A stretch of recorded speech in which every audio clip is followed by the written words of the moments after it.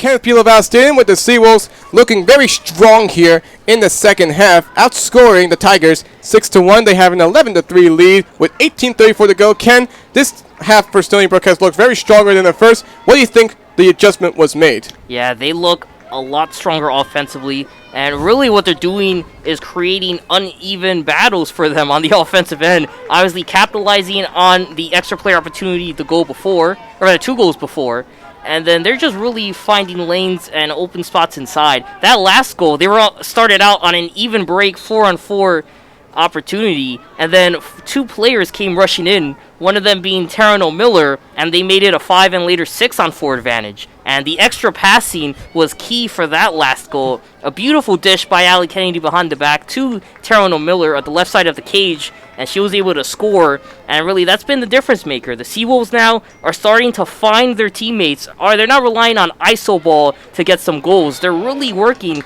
with the assists. Their last 3 goals have come off the assist. Last 4 of 5 this period. And Allie Kennedy tried to get a pass inside the arc after she won the faceoff, but it was deflected, and it's picked up instead by Nicole Liucci, Carrie Liucci's sister. So Towson has numbers here to work on a fast break inside the Stony Brook zone.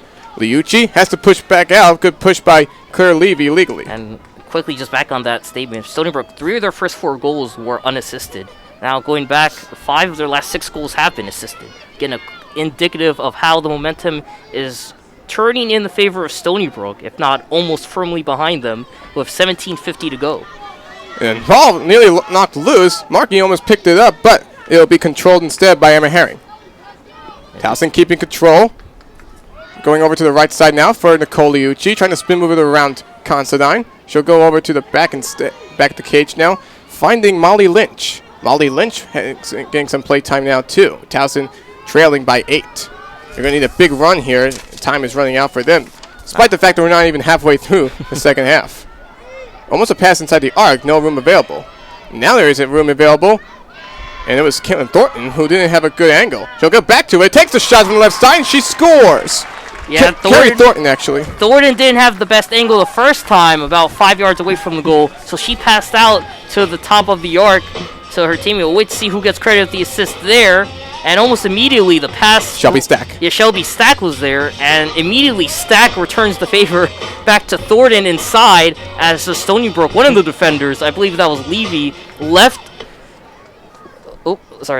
Thornton as she tried to guard Stack, and as a result, created an open lane, and Towson stopping the bleeding for a little bit. 11-4 game, and you were talking about it, Zach. This is what they need. They need to start going on a run now, getting 3 or 4 goals to make this one tight with 17-14 remaining in this contest. This is a team that on average scores 12 goals per game, and they've been held to just 4 through the contest's first 40-plus minutes. Well, even so, Stony Brook needs to continue working defense the right way. They can't get too ahead of themselves like Allie Kennedy did. In the face-off, it'll be won by the Seawolves, and Massera able to draw the foul on that. And that's going to also be a yellow card, too. Yeah, that one on Olivia Malamphy, as her stick went across the face of Massera. Massera was all right, but again, immediately after the goal, this is the last thing you want to do, is give Stony Brook a free pass on the attack, because we saw last time they can turn into a goal like that. So the Seawolves will have a player up to work with 17:09 to go in the second half. Towson got a goal to keep them in this game, but if Stony Brook continues to get more goals and milk some clock, then their chances will run out. They won't see the same line as last time. Morgan Mitchell's in, no Jessie Arline, instead opting with Bridget Considine. Rebecca Kinsley back out there, though, working the X. It's going to be an interesting move to see what the Seawolves will do, as Morgan Mitchell has the top of the fan, goes to the left for Allie Kennedy. Siobhan Rafferty checking in. Seawolves' largest margin of victory ever against Towson was back in 2019 in Baltimore when they defeated the Tigers 14-8. They're up by 7 now. If it holds that way, that will be their largest margin of victory ever.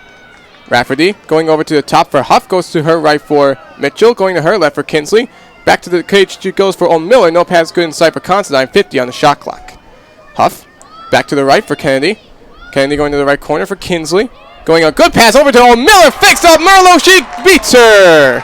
Yeah, Kinsley working at the right side of the arc, finding an open O'Miller on the cut from the left fan, and just a straight beeline to the net, and O'Miller with the veteran instinct to feign a shot, get Merlo reaching on her left side, left a wide open lane on the right side of the net for a score, and O'Miller obliges. Great pass too by Rebecca Kinsley, was being defended well, had to sidearm sling that pass, still good enough to get the goal for the graduate student attack, make that 6 of the 7 last Seawolves goals assisted.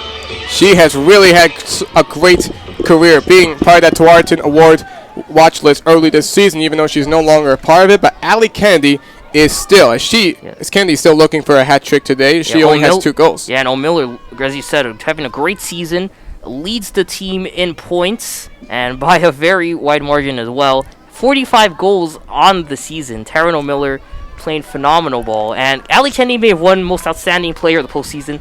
O'Miller was right there with Kennedy, only 1 point less than Allie scored in the America East postseason. With that goal, Taryn O'Miller now has 90 points on the year. Incredible. And a face-off violation on the Tigers. Stony Brook will keep it. Momentum still on their side as they have a 12-4 lead with 16 minutes to go in the game.